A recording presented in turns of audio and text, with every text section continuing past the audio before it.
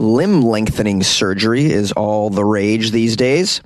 Researchers keep finding creepy dolls on Texas beaches, and a Navy officer allegedly forced recruits to drink semen mixed with fish sauce. Ew. These are the weird stories for Tuesday on Weird AF News, the only daily weird news podcast. Scott was 5'7". After surgery, he's 5'10". The orthopedic surgeon who performed Scott's surgery is a bit of a social media star. His name is Dr. Shahab Mahboubian. On Instagram, the 46-year-old Californian boasts more than 50,000 followers. On TikTok, another 50,000. On his social media pages, you can see him answering questions about the height lengthening procedure. In fact, his handle on social media is @height lengthening. On the door of his practice in Burbank, California, it reads, Height Lengthening Institute. It's fair to say that this has become his brand. Here's a quote from Dr. Mahboubian. It's become a big part of my practice. It's the thing most people are interested in. That's where I get most of my consultations. He's added that he's seen an increase in surgeries during the pandemic, in fact. Since a lot of people had more time on their hands, they opted to undergo this sort of procedure, he claims. Now, surgically lengthening your limbs is not exactly new. It has existed in some form for about 100 years. People wounded in military service or car crashes would get the procedure, often as a way to correct mismatched length in their legs.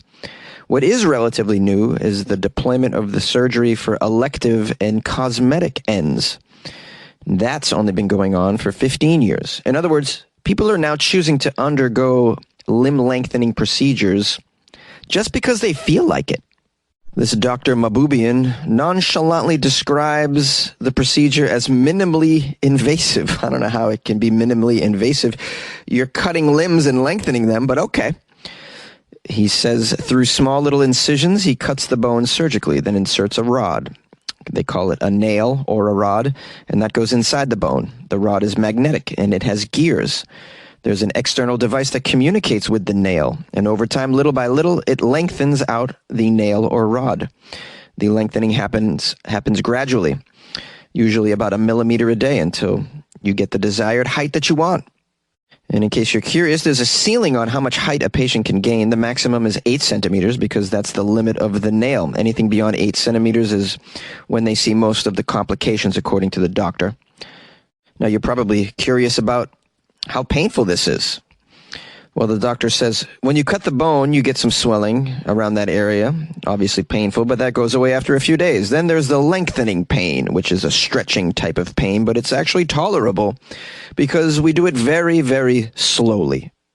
Now, if you're curious as to what it costs to be taller, it's about $75,000 for limb lengthening surgery. And according to your doctor, you can add up to 6 inches. So you can dunk a basketball if you got enough money, is what I'm saying here. Now, as most of you know, I'm not a tall guy. And if I'm being honest, I have to admit, I wish I was a little bit taller. I wish I was a baller. I wish I had a girl who looked good. I would call her. I wish I had a rabbit in a hat with a bat and a 6'4" Impala. In Texas, researchers keep finding creepy dolls on the beach. Researchers who cover a 40-mile stretch of Texas beach twice a week have been using social media to document some of their recent eerie discoveries. Dozens and dozens of creepy dolls keep washing up on the beach. Where are they from? What does it all mean? Jace Tunnell is the director of the reserve at the University of Texas Marine Science Institute. Jace says his team surveys about 40 miles of Gulf Coast beach at the reserve twice a week. They have frequently been finding dolls of various types that were given a creepy aesthetic by their time in the water, of course. Here's a quote from Jace. We're actually doing some scientific work here. But, the dolls are a perk. Tunnell said the follower count on the Mission Aranzas Reserve Facebook page has skyrocketed since he started sharing photos of these disturbing, creepy dolls that him and his team keep finding on the beach. He says about 30 dolls have been found since he began posting the photos. The creepiest dolls are the ones that have lost all their hair. The first one we found was a sex doll, but just the head of a sex doll. It was creepy. I posted a picture of it. I didn't realize that it was a sex doll. I had no idea. I just thought it was a regular doll. Creepy. Anyways, we got a lot of followers on the page after that. Not only did Jason and his team post a photo of that sex doll head, that creepy sex doll head, but a member of the public actually purchased it for $35, and the money was donated to a sea turtle rescue program. Jay says the dolls are now being kept in a bucket to be sold at their annual fundraising auction as well. So they're going to make a little cash on the side from the creepy dolls.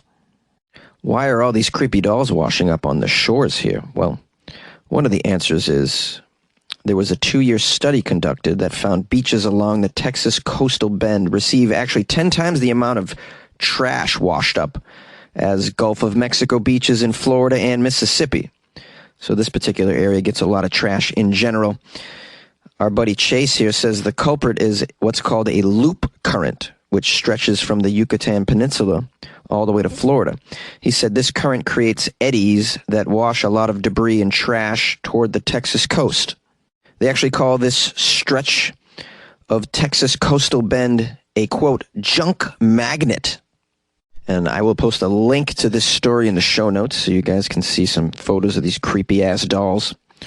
It reminded me of that island in down near Mexico City called the Island of Dolls. Have you heard of this? There's a couple short documentaries about this creepy island down near Mexico City where the caretaker of the island thought he saw a ghost. And anyways, in order to appease the ghost, just started collecting all of these dolls and nailing them to every surface he could find on the island. So these dolls are nailed into trees, hanging from branches, and over the years, of course, you can imagine the dolls they've eroded and gotten creepier and creepier. Anyways, the island is just filled with these creepy dolls. It's exactly the kind of weird thing that I like in life. And if you happen to be curious, just Google Island of Dolls in Mexico and check it out for yourself. Pretty weird. You like podcasts? You're listening to my podcast. Maybe you thought to yourself, I'd like to make a podcast. Too difficult. No, not with Anchor. Anchor has free creation tools that allow you to record and edit your podcast from your phone or your computer. Anchor distributes your podcast to Apple, Spotify, Stitcher, and more. They have advertising integration, so you can even make a little money off your podcast. Everything you need to make a podcast in one place. Download the free Anchor app or go to anchor.fm to get started. And good luck with your podcast. Good luck with your creation. Good luck with your life, man. A Navy officer allegedly forced recruits to drink semen with fish sauce. How disgusting. A Navy sergeant in Thailand has been jailed after video footage allegedly shows him forcing trainee Marines to drink human semen. The video went viral online.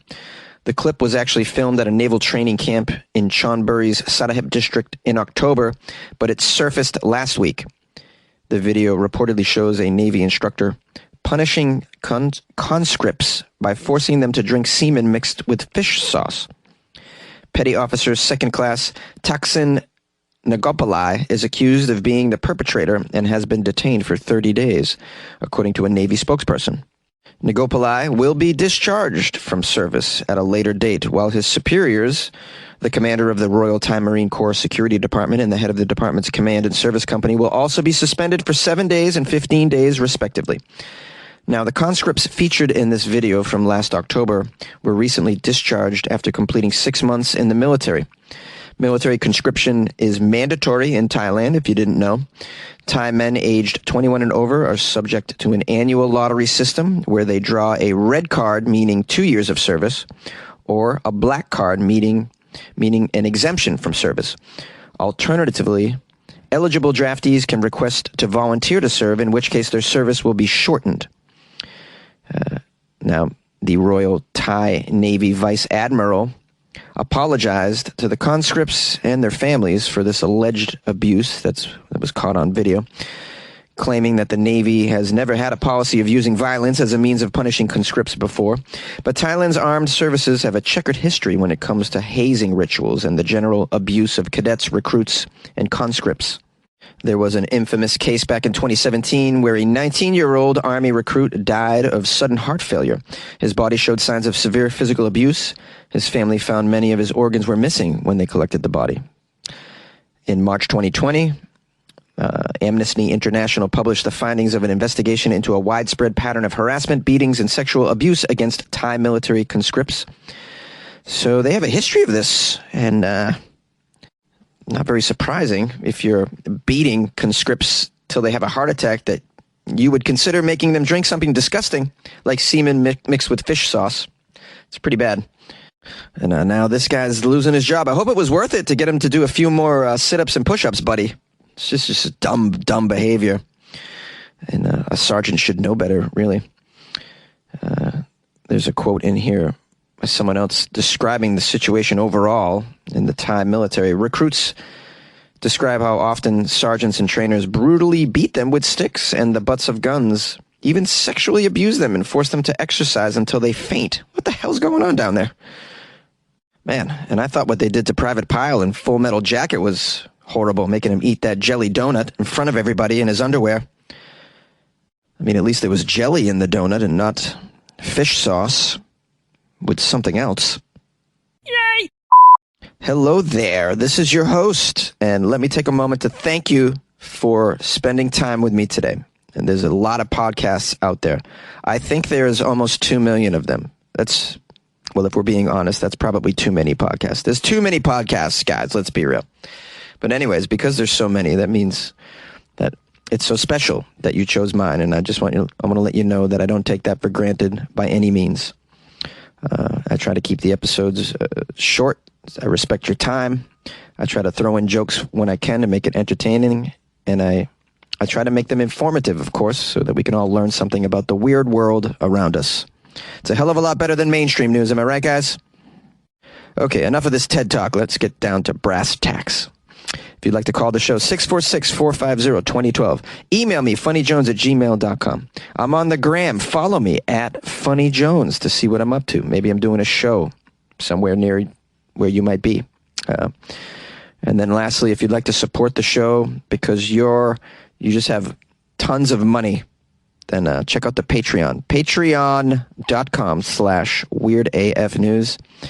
I put a bunch of stuff in there yesterday, some weird things, including a very strange, weird, cool, old-school anime feature-length film. So if you're looking for something weird to watch, check that out, those of you who are in the Patreon. Yeah, pretty cool. You can also go to my website, weirdafnews.com. Click on the Patreon banner or the one that says, Buy Jonesy a Coffee. That's pretty cool. You can do that, too. If you can't afford to support the show right now because of fiscal inequities in the world, I get it. Inflation is real. The price of gas is real. Well, if that's the case, you can leave me a review. That's totally free. It just takes a little bit of your time. You can leave a review on such platforms as Apple Podcasts, iTunes, Amazon, and Spotify. There might be some others, but I'm really unaware. If you leave a review, please drop me a note. Let me know that you did. I'll read it on the air, and I will give you all sorts of love. I'll even sing to you. That's right. I'll sing to your ass.